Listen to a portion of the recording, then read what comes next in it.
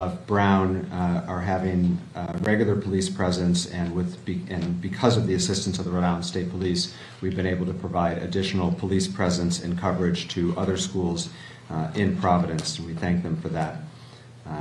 When I was at one of our elementary schools this morning, the faculty were having a brief meeting before kids started to arrive, and in discussion with some of the teachers, I asked how they were doing. One of the teachers said what I think a lot of us are feeling. She said, you know, it's hard, but I'm putting on a good face for the kids. We need to be here for them. And I think that's how a lot of our residents feel right now, which is that we are taking very tentative steps forward, but we're doing it for one another. And so I do want to thank our educators at this time. They're being asked to go to school right now. Our principals are asked to be going to school right now for the sake of the families and the kids. And at that same school, there was a second grader literally skipping to the front door because he's a second grader, and he doesn't know everything that's going on in this scary world right now. And so the strength of the adults has allowed that little kid to skip to school this morning, and so I want to thank all of my fellow residents of Providence for putting on a strong face for the sake of others at this time. There were questions yesterday, and so I'll also just give a brief update on the health status of the survivors. If folks will recall, there had been 8 hospitalized. 1 has since been discharged. There had been 8 hospitalized. 1 has since been discharged. The 7 that remain in the hospital, 1 is in critical status, 5 in critical but stable status, although healthcare providers report that they are improving, and 1 in stable status. Those are the 7. 1 in critical, 5 in critical but stable, 1 in stable status, and 1 discharged since the last time we made comments about their safety and recovery from the podium. Now we'll open it up to questions. En español, por el jefe de la policía, Pérez, si puede responder nuevamente, repetir un poco de estos videos, en qué áreas se están concentrando, dónde quieren que las personas vean esos videos y cuánto tiempo antes incluso quieren que reciban o revisen esos videos de vigilancia. Yeah, so the question was if I could just repeat what I stated earlier in English as far as what occurred here, the reasons of the video, and what I was requesting from the public. So, estamos pidiendo al público verdaderamente que el video lo que hicimos fue que lo aumentamos para que vean la manera en cómo camina la persona, cómo mueve sus brazos, los movimientos que tiene. Eso es muy importante para que de pronto nos ayuden a que ellos se identifiquen a esta persona, importantísimo. Lo segundo es que estos videos fueron tomados más que todo en una área residencial que incluye la calle Hope, la calle de la Waterman Avenue, la calle de la Power Street y la calle de la I Street. Entonces es importantísimo, están pidiendo al público que identifique si tiene sistemas de cámaras, también como vehículos de los Tesla, que tiene ese tipo de data, para que nos los mande a nosotros, importantísimo para nosotros verificarlo y que vayan una semana atrás del incidente. Porque hay una información que tenemos que esta persona a las 10 de la mañana del sábado fue vista. Chief Perez, you said that you believe this person was in the neighborhood at 10:30. Clarify, you believe that was at 10:30 the morning of the shooting, and what do you believe he was doing there at that time? Correct, and we have video footage of that, and we believe that he was actually casing out this area to commit the crime. That's a pattern that criminals do, and that's what he was doing. Chief, yesterday the FBI described the person that we've been seeing in these images as a suspect. Today the language seems to be person of interest. Can you clarify, do you believe that this person that we're looking at is your shooter, is your shooting suspect? Definitely he's still a person of interest, and we're still investigating that to be able to get that answer. But we strongly believe definitely there's a suspect in the incident and a person of interest. An MIT professor died earlier this morning from gunshot wounds. Does that incident have any potential connection to this investigation? Not that we know of, no.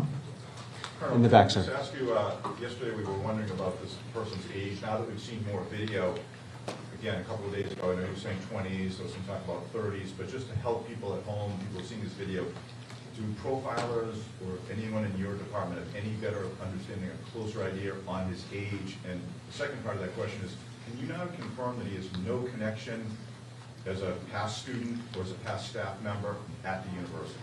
So the first question, I'll tell you that when it happened on Saturday night, obviously it was chaos, and there was a witness that stated that he might have been in his 30s. At this point, we're still just looking at the picture. We haven't identified ages or anything to that point. And as far as where he's a problem student or anything, we don't have any of those answers, no. Colonel, in one of the new videos, prior to the shooting, this person of interest is seen running.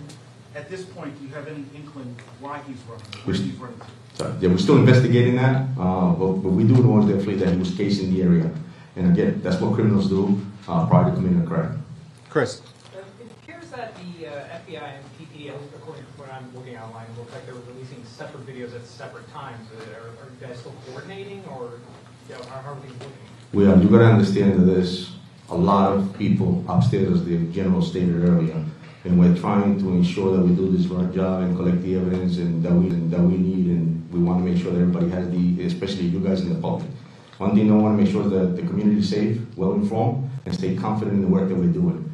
So yes, there was a video that was released, but we also were working on another video, and the purpose of this press conference is to ensure that the public can see those videos showing movements, like I stated earlier, the way a person walks, the way they carry their weight. That's the importance. And so our video, the second video that we showed was the one that we needed to show the public. Just All right, please. in terms of cameras inside and outside the engineering building, are those working at all? And if so, why not release some of those videos? So the video that we showed you came from inside the building, and that's all we had at the moment. That's all we have at this moment. Correct. Inside the engineering building, though? I'm sorry? It's from the outside of the From building. the I'm sorry. outside, so do you have video from Yes. inside the engineering building? Both inside and outside. I'm sorry, just outside. That's all we have, not inside. No, I'm sorry, just outside. Are they going to be released anytime soon, the ones from inside the building? That was released already. That was the outside of the building. We released Yeah, that. let me just jump here and clarify. Okay, so there is for those of you who've been with us before, and I understand not all of you have been, there is video inside the building. There are cameras inside the building. What we have released to you are videos of this person of interest. So I want to be clear, because later on there may be other videos that get released in the course of a prosecution, likely will be at some point. They show things like chaos after the shooting. What they don't show is this person of interest, and so that's why we haven't released those videos. Okay, what you do have are videos from a camera outside of the Brown building and other cameras from around the neighborhood that the good men and women in law enforcement located and put together in this montage. And to your question, Chris, there are two versions of that video, but the bottom line is they, as I understand it, they depict the same thing, and number one, and number two, the agencies are working very, very well together, as I think the special agent in charge would agree. Attorney General. Right, so you've got a follow-up, and then we're going here. Just to clarify, there's no clear video of the suspect inside the engineering video. I just said Yeah, that. that's correct. Now, can I just ask as well, further to the surveillance footage that you have received? I've been here since Saturday speaking to people who are living in the residential buildings around, and in the businesses, and many of the store clerks there have told me it wasn't until this morning that the police have actually come to ask them if they had anything that they could offer, any CCTV or any evidence that they could provide. Why has it taken 3 days for these people to have the police come to them to ask them for assistance? As I stated earlier, it's a residential block that includes a lot of homes, a lot of different camera footage, and it takes a lot of work in the sense that there's a lot of terabytes that we're looking at in order to be able to analyze it, pull what we need, and sometimes it's just a moment that we need, and it's shorter than somebody taking a breath, so it takes a lot of work. And then so once that leads us to a next location, and so we move strategically, we have to pull the video, download it, analyze it, investigate it, and then move forward. It takes time. Mr. Attorney General. Yeah, I just want to jump in there too, because I think I want to clarify in a sense what the chief is saying. Is that you start in the grid in the first instance that's closest to Brown. It takes a lot of work to canvass that area, and then you build out as you learn more about the path of travel. So it's entirely possible that tomorrow we'll be canvassing places that we haven't canvassed yet, because we're working out with the resources that we have. Dan, go ahead. We have a question and a follow-up, right? Yes. My first question, Attorney General, to follow up on my colleague, this is the question I asked on Saturday night, which is, so there's cameras in the hallway, but they don't show the suspect, or Brown is not releasing them, or you're not releasing them to us. How does a multi-million-dollar school not have a bunch of cameras in the hallway? So let me try to explain that. So as President Paxson knows, there was a major addition put on that building within the last 5 years or so. That is a modern building attached to a much older one in the back. So it doesn't come as a surprise to me, at least, that there are cameras in the newer part of the building. And there is video footage, okay? So there's the back part of the building, old part, and front part, new part. The shooting occurs in the old part, towards the back, out towards Hope Street. In that older part of the building, there are fewer, if any, cameras in that location. I imagine because it's an older building. So as students are fleeing the area of the shooting into the new part of the building, there are cameras in that brand new building that show that chaos. But the only video of the presumed, anticipated, suspected, however you want to define it, person of interest, you have it. We would release it if we thought it would be helpful in identifying this subject, because we are relying on the press and public to help get us there. There would be no reason for us to hold it back. We're looking for the best image we can. Dan, got a follow-up. Attorney General, thank you for explaining that, because it really clarifies it. Although I'm sure some people watching would think a multi-million-dollar school with a huge endowment could afford new cameras in an old building. That's my statement. Here's my question. If he's casing that area, Colonel, like you said, he had an intended target, which speaks to the motive. Did he have a target to kill one of the two people that were killed? We're still investigating it, Dan, and it's something that we're trying to get the answers as well. So. Patrick? Yeah. For President Paxson, have you reviewed any communications to Brown before the shooting that revealed any kind of threat of any kind to anyone at Brown? And then since the shooting, I believe some web pages for students or faculty have been taken down. Is that a response to any external threats to anyone in the community? We have been working very closely with law enforcement to provide them with all of the internal to Brown information that they need to do this investigation. It's their investigation. They're the professionals. So we're providing information. We're not in the job of reviewing it for them.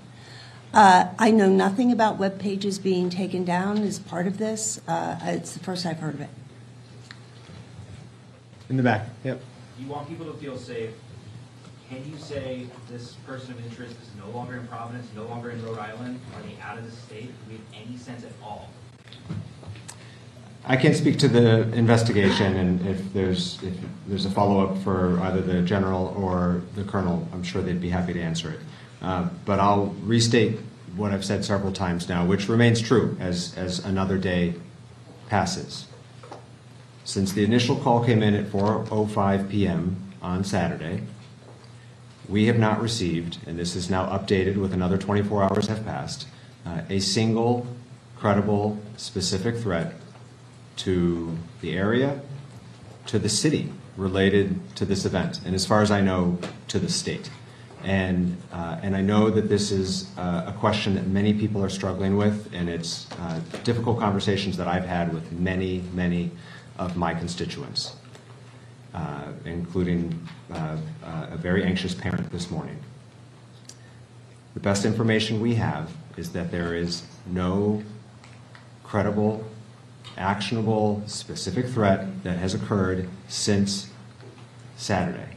And in order to enhance and ensure the safety of our community, we have stepped up law enforcement efforts throughout the city in a precautionary measure, in an abundance of caution, to try to give comfort and confidence to people who have to take the steps forward in their daily lives, who have to take their kids to school, who have to get to work. And that is the honest answer and the best answer we have at this time as the days continue to pass. Mr. Mayor, with that, can you tell us where you believe he may be?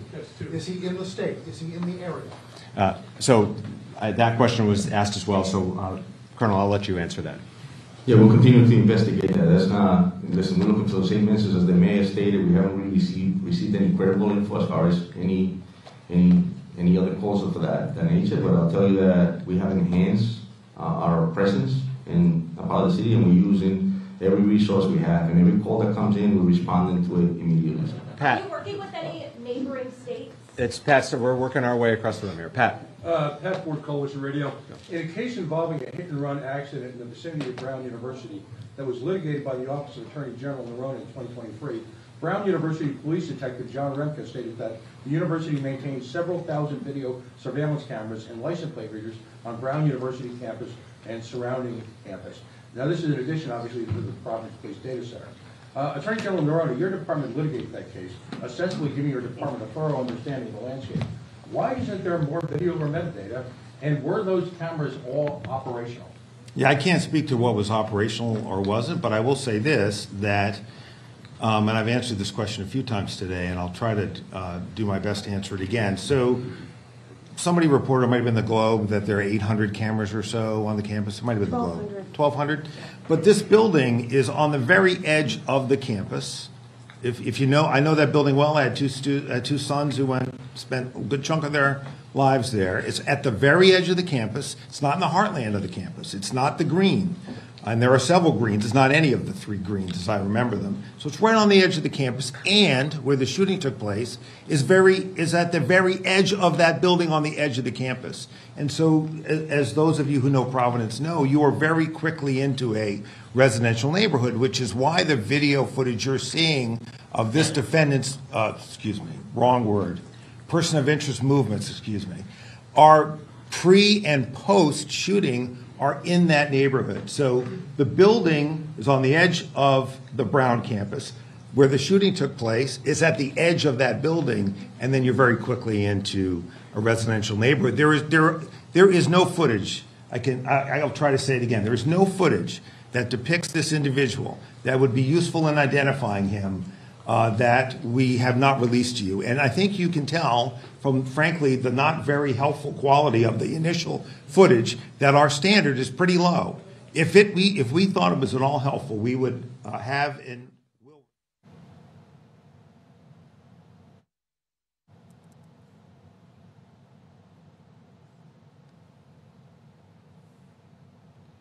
और अब बात करेंगे पाकिस्तान में crypto mining चंद हफ्तों हो जाएगी। Pakistan virtual regulatory authority के chairman ने बड़ी खबर सुना दी।